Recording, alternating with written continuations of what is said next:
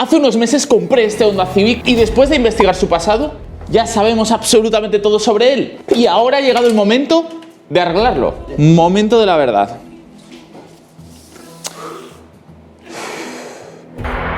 Incluso ahora sabía que este coche tenía una gran historia, la historia de Rayito. Pero no todo era bueno, este coche, según algunas fuentes, ya debía de estar en el desguace y no circulando.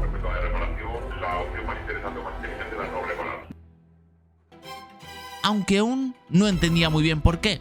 No parece para tanto, ¿verdad? Cuando compré este coche no era consciente ni de lejos de lo que estaba a punto de comprar. Según la lógica que me lleva a comprar coches de este estilo, si el coche se accidentó, quiere decir que está en buen estado para circular. Pero en este caso, había muchas cosas que me habían ocultado. Aún así, ¿será viable arreglar a Rayito y que pueda volver a las carreteras? Para saber un poco más qué le ocurría a este coche, necesitábamos medir con las medidas originales. Para eso tiene que estar el coche completamente recto. Una vez lo teníamos, tuvimos que quitar las suspensiones de nuevo y algunas piezas que nos estorbaban en el camino. Según el fabricante, esta es la medición óptima, pero esto lo dejaremos para más tarde, porque en paralelo estuve buscando de forma activa piezas para poder arreglarlo. Pase lo que pase, no iba a retroceder y comprar las piezas era una forma de presionarme para no echarme atrás. Pero aquí hubo otro contratiempo.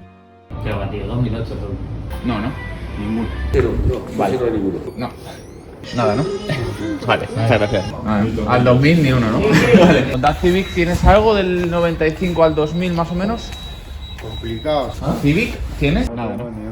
No. Por alguna razón, el 90% de los desguaces de Madrid no había ni uno, ni el hatchback, ni el coupé y mucho menos el sedán. Y así durante largas semanas. Hasta estuve a punto de tirar la toalla, pero justo encontré algo que cambiaría el proyecto radicalmente. Oh my god. Oh my god. ¿Qué me estás contando, Jairo? Wow. Sí, estáis viendo bien, el mismo modelo que yo tengo. Un Honda Civic EJ6, más o menos del mismo año, escondido en una esquina de un desguace pequeño. ¿Coincidencia? No lo creo. Soy bastante partidario de que si quieres algo tienes que luchar por ello y perseverar sin rendirte. Y esto es lo que hice hasta que lo encontré, así que creo realmente que este coche me estaba esperando. Llevo con él bastante tiempo como para saber que es un coche muy buscado y que las piezas no son ni baratas ni abundan aquí en España. Y lo bueno de este es que contaba con todas las piezas que yo quería, y aunque no estaba en muy buen estado, ni me lo pensé. Mejor tener las piezas en mal estado que no tenerlas. La aleta estaba golpeada, el capó necesitaba mucho trabajo, pero lo más importante era la pieza que nos faltaba y que no encontraríamos en ningún otro sitio. También encontré todo lo necesario para poder arreglarlo, que no es poco. Y lo mejor de todo, piezas originales. Según me comentó el desguace, el coche llevaba ya años apartado porque nadie se interesaba por él. Así que lo primero era limpiar toda la mugre acumulada durante ese tiempo.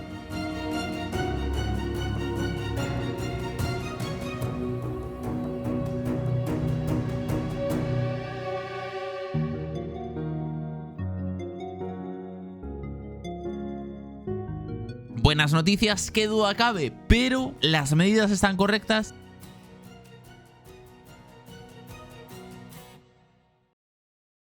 A ver, nuestras mediciones no son nada exactas, pero es verdad que de la torreta yo la veo que está bastante bien, quizá 1 milímetro o 2 de margen que pueda haber al medirlo con una herramienta que no es la adecuada para esto, pero si os soy sincero, creo que donde más veo es en la pata del chasis, lo cual tiene mucho sentido porque realmente el golpe ha sido como aquí hacia adentro, lo que ha empujado aquí la torreta parece ser que está en su sitio, quizá 1 centímetro como muchísimo. Vamos a ver si podemos evitar llevarlo a bancada, ya que tenemos todas las piezas, absolutamente todas, capó, aletas, tenemos también las piezas que nos faltan por aquí. Antes de nada, para hacer pruebas he comprado algo que vais a decir, Dani, esto es absurdo, ¿para qué compras piezas si todavía no tienes el coche arreglado ni nada?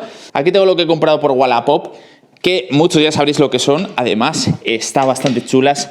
Skunk 2 son unas barras de torretas para este Civic en concreto, las cuales además las he buscado a posta que sean con la medida original y que no tengan movilidad, o sea, que no puedan moverse. ¿Por qué lo has hecho así? Porque esto nos va a dar la verdad de si la torreta está movida o no.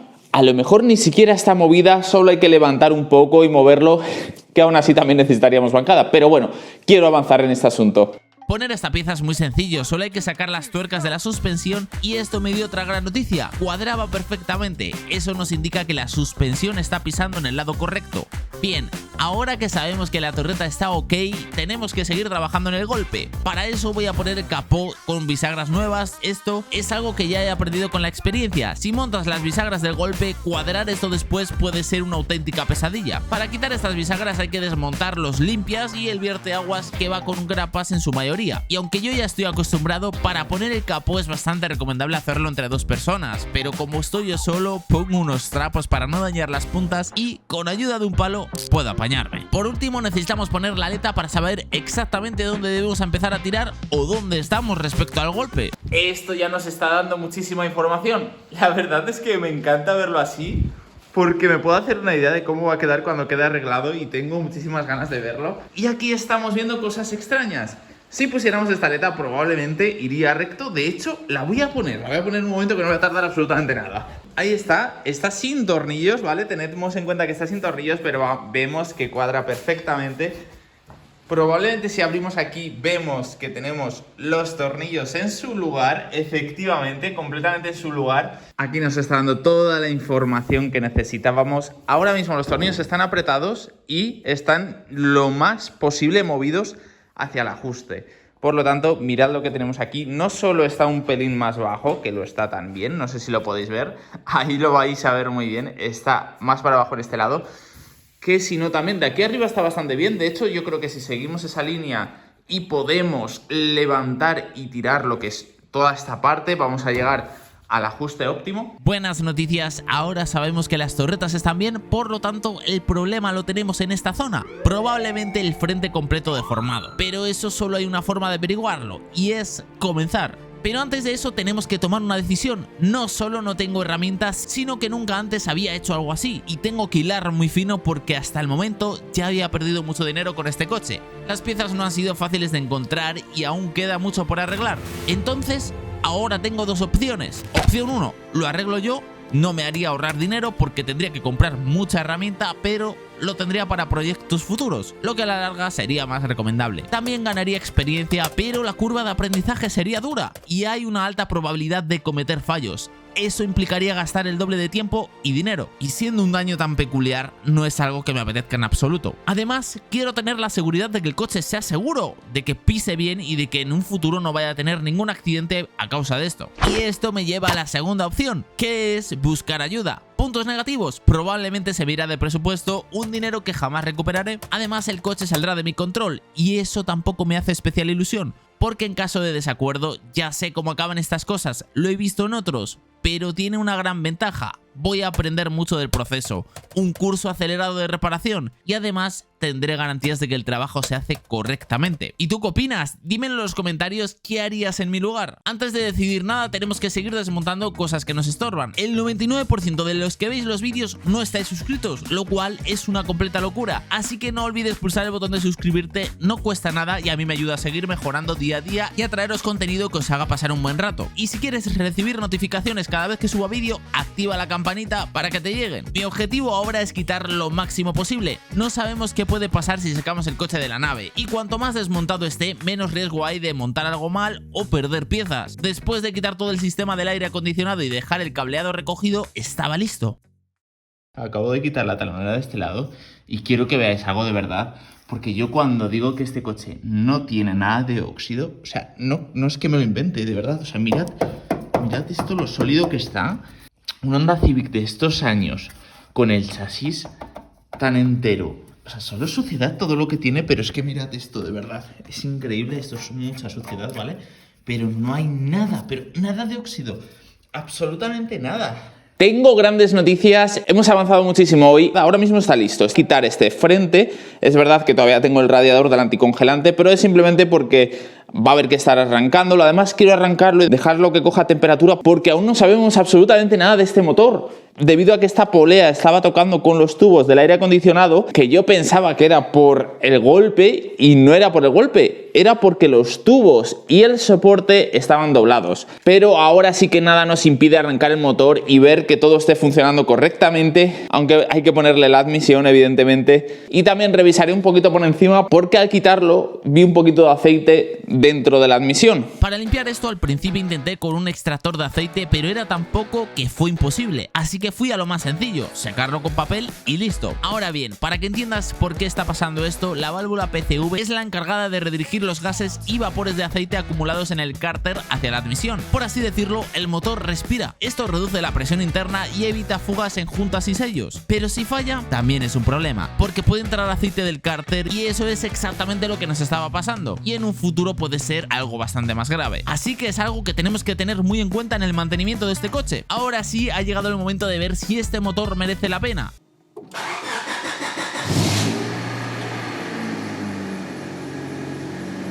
Se ha apagado todo.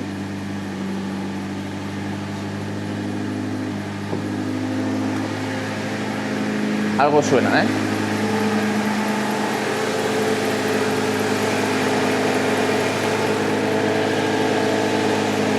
No sé qué suena, pero bueno. No sé si lo estáis viendo, pero muchísimo humo blanco. Es verdad que lleva mucho parado, o sea que puede ser normal. Vamos a dejarlo un poquito que coja algo de temperatura. Vale. Se está relajando.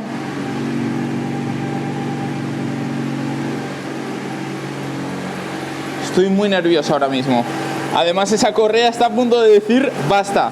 No me importa mucho porque lo he revisado antes y esa correa es súper curioso porque en Honda solo va a la dirección asistida. Si se rompe no pasaría absolutamente nada. Lo único que me haga daño a mí o algo, pero no pasaría absolutamente nada. No es ni de distribución ni va a nada importante.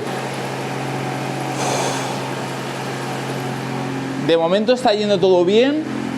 El humo está empezando, ya sale muchísimo menos humo blanco, lo cual también es normal. Voy a abrir un poco la puerta de la nave. No tenemos nada en el tablero, nada más que el freno de mano. Ya ha alcanzado bastante temperatura, se está calentando bastante rápido, tengo que reconocer. El humo blanco sale bastante menos. Es verdad que hace bastante frío aquí en la nave, estamos en días muy fríos. Yo lo veo que está funcionando muy bien.